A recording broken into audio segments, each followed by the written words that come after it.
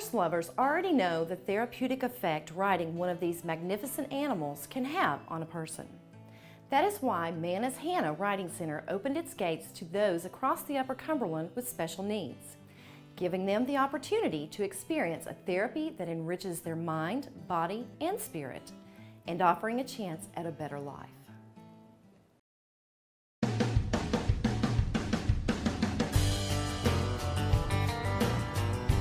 My name is Bill Carter.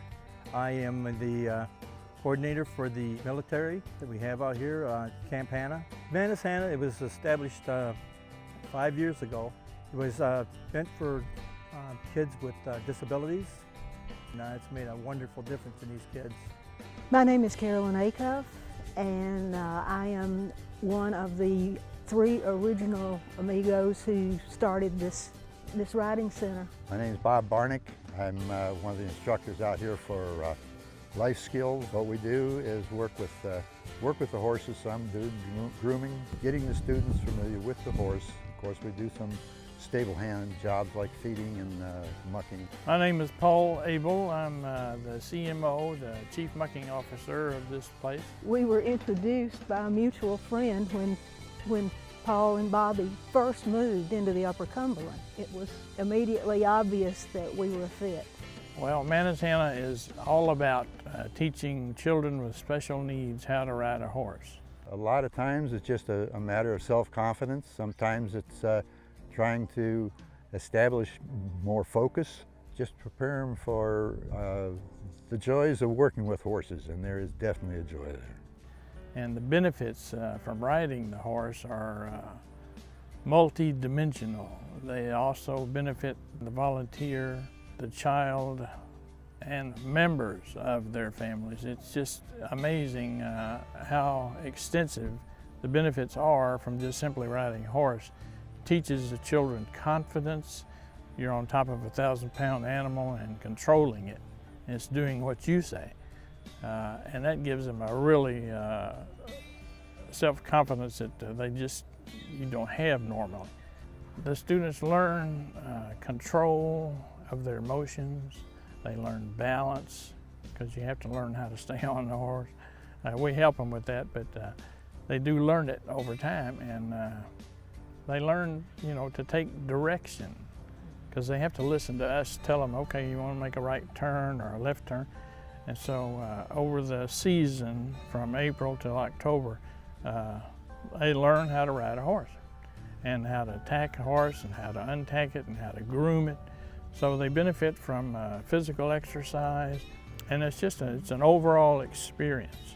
This year, of course, we come up with the military, which is the Camp Hana, and that's for military people. It's a free 8-week course. I have one student right now with PTSD. But he's really come a long way from day one. For me, this was born of agony because we had a hyperactive son who could not fit into the scheme of things in the 1970s. And we lost that child eventually. And out of that pain, I researched ways to deal with the issues that he had faced. It turns out that being around these horses is one of the things that was able to ameliorate some of his symptomology, because we had an old mare and he would go hang out with her. And their world is so out of control. All noises are amplified, everything that's going on around them, the wind blowing in their face, anything like that. So they live in a constant state of overstimulation. And there's something about the presence of a horse that is calming.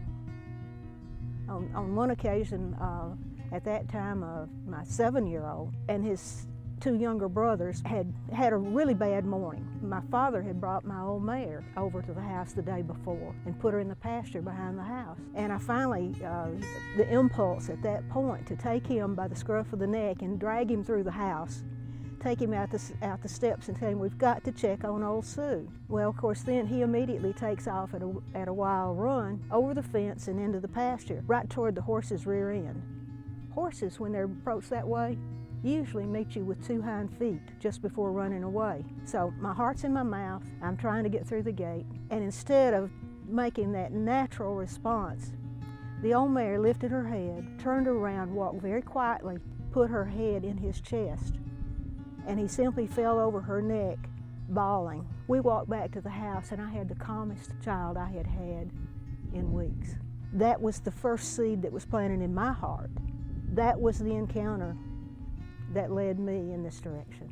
For me, I've worked with kids ever since I was fairly young, but to see these kids out here develop like they have is heartwarming.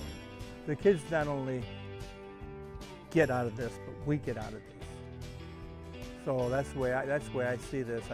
I see the kids having fun, and in return, that makes it fun for me. So volunteers are the biggest thing out here, and we always need volunteers. And so that would be a great way they could help. Plus we have, if they don't want to volunteer with the kids, we always need people out here to muck. We need people to help with cleaning the stalls and stuff like that. So we can always use help.